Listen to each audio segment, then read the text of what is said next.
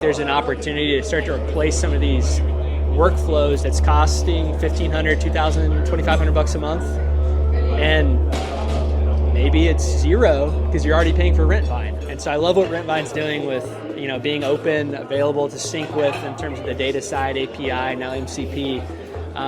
And so I think that AI for property managers right now, the exciting time is I think there's an opportunity to start to replace some of these workflows that maybe you have a remote team member doing that's costing $1,500, $2,000, $2,500 a month, and maybe it's zero because you're already paying for Rentvine. I mean, I love Rentvine. I'm not trying to sell Rentvine here, but like that's sort of where I see the industry headed. I think it was mentioned on stage kind of 3 years ago when we did a user conference. It was pretty small back then, kind of like a client advisory board, that everyone was talking about who are you using for VA, who are you hiring, and while we want to provide jobs for as many people as possible, that was the trend back then.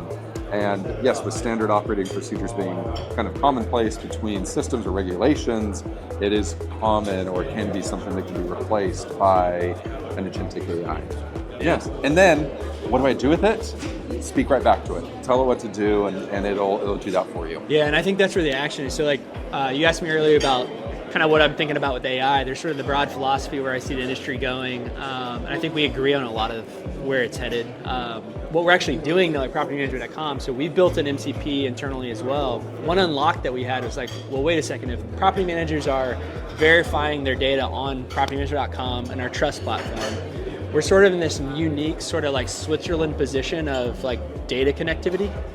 And also we have some unique data, right? Like they're surveying their clients for feedback, their ratings, the tech stack that they work with.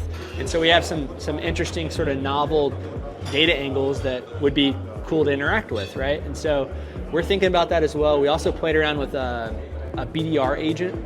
So we're doing it internally right now. We're working to eventually productize it. But the application that we've seen the most success with is using it to go out and prospect for realtors, for referrals. Okay. Because we kept talking to property managers who were like, man, the number one way we grow is realtor referrals. Yeah. And we're like, cool, what's your system?